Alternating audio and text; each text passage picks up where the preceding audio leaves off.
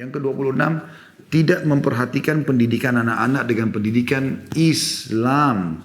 Saya ulangi, tidak memperhatikan pendidikan anak-anak dengan pendidikan Islam yang terbebas dari syubhat, yang samar-samar, yang bisa membawa dia jauh dari agamanya, dan prinsip-prinsip yang masuk kepada kita dari musuh umat Islam. Sebagai contoh kata beliau, di halaman 54.26 ya, seorang ibu menganggap ringan dalam membeli pakaian untuk anak-anaknya. Lalu ia membeli pakaian pendek, pakaian yang memuat kata-kata asing yang mungkin berseberangan dengan ajaran-ajaran Islam, pakaian yang terdapat gambar-gambar yang diharamkan atau simbol Kristen seperti salib atau yaitu salib.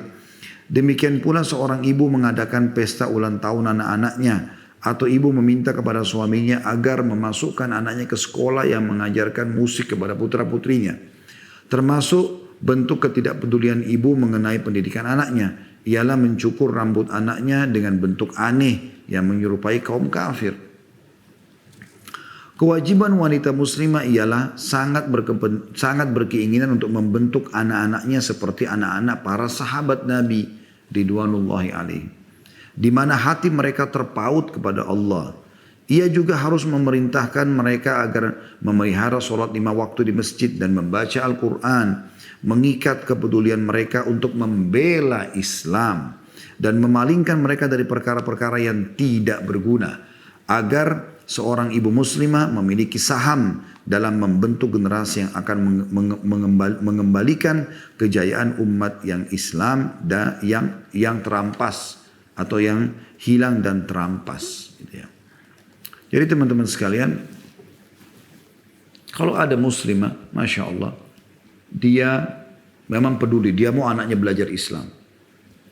Dan suaminya yang tidak mau, itu lain, ada bahasan tersendiri tentunya. Itu tentang singgungan untuk suami berubah gitu ya.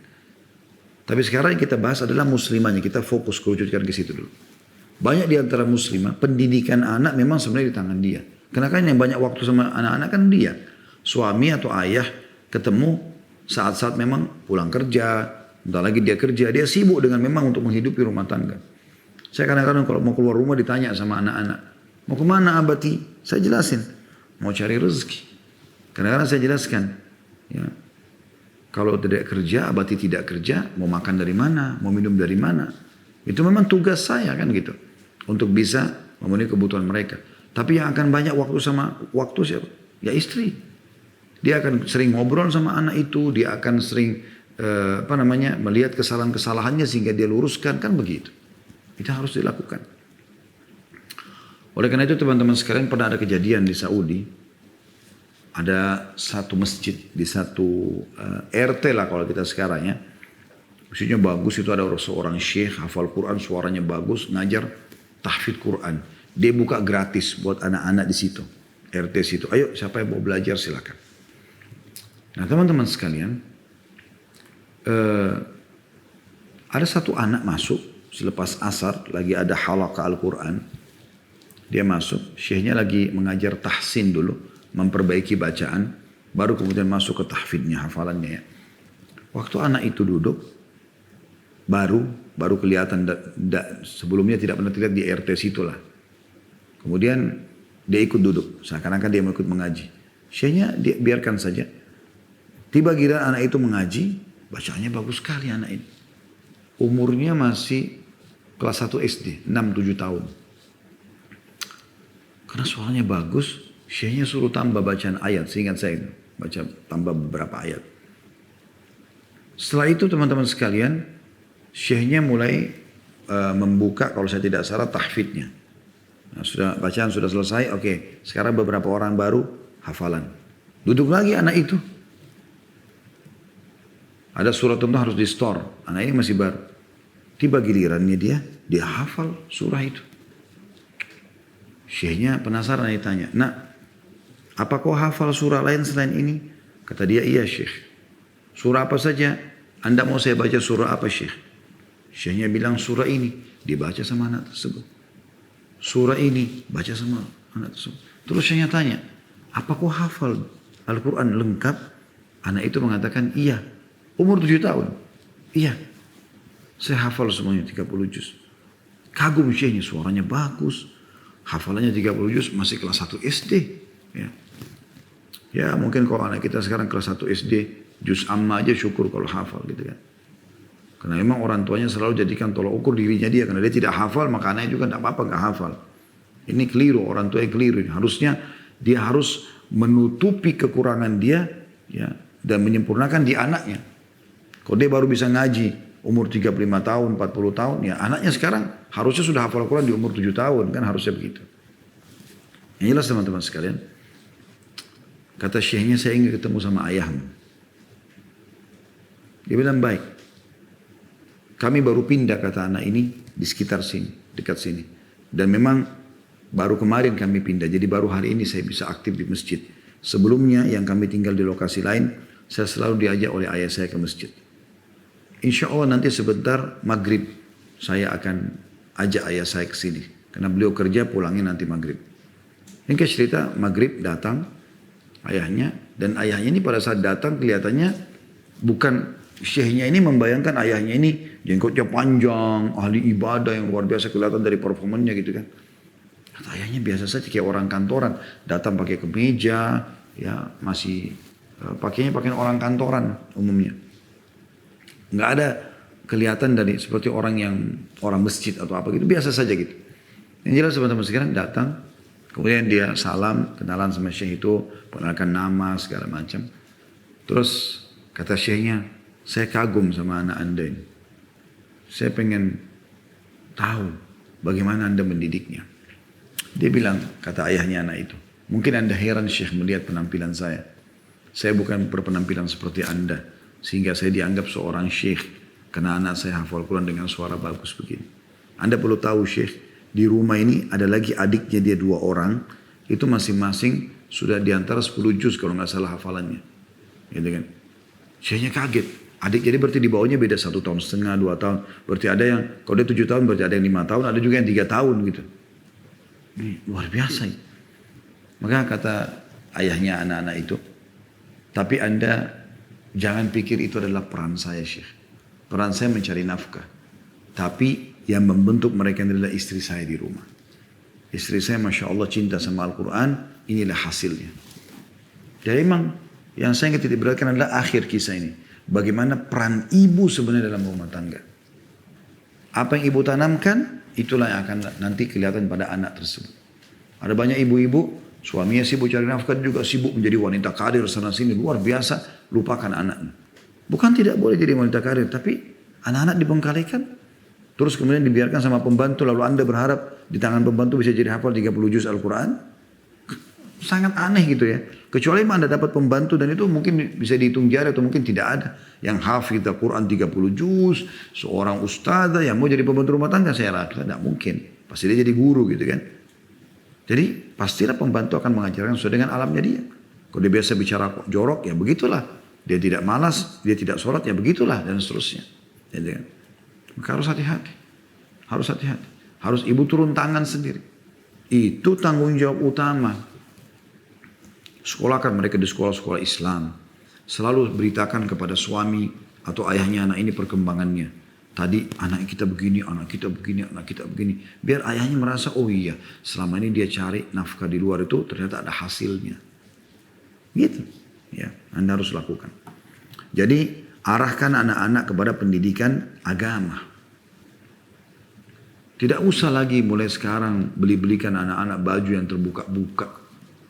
Lalu dipuji-puji, oh princess, oh Cinderella, oh ini hebat, cantik. Anak itu jadi bangga dengan pakaian itu. Biasakan pakai baju yang bagus, muslimah. Di rumah pun baju santai, celana panjang, baju kaos, ya gitu kan. Tapi jangan sampai yang terlalu vulgar gitu ya. Yang maaf kalau bahasa orang dewasa seksi, masih kecil, kemudian dipuji-puji. Sehingga dia bangga dengan itu. Anda lihat efeknya. Kalau Anda biarkan seperti itu, anak-anak nanti akan terbawa sampai dewasa begitu. Ya. Ada salah satu kerabat kami. Dan alhamdulillah ya, sekarang sudah terjadi perubahan. Tapi ini cukup proses waktu yang lama gitu. Waktu masih SMP anak perempuannya saya sudah ingatkan. Pakaikan jilbab. Gitu kan. Ya, nanti aja kesian masih kecil. Belum balik waktu itu pas mau balik. Sudah balik, pakaikan jilbab. Saya setiap datang sana, kenapa nggak pakai jilbab? Saya ingatkan. Ya nanti aja. Begitu terus. Sampai akhirnya SMA, menjelang kuliah pun nggak pakai jilbab. Terus saya diminta datang waktu itu. Dia dikatakan, karena ada hubungan kekerabatan, lalu dikatakan, coba Khalid nasihati. Saya bilang, saya sudah bilang dari dulu.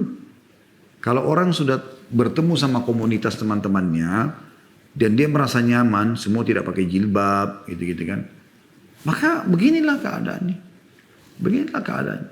Susah. Kita harus bisa mengalahkan komunitas dia untuk membentuk dia. Kenapa nggak dari kecil dipakai jilbab? Sampai istri saya pernah bilang, ini anak-anak nanti kalau sudah gadis, kita pakai jilbab aja, nggak usah pakai cadar. Saya bilang jangan campur urusan itu.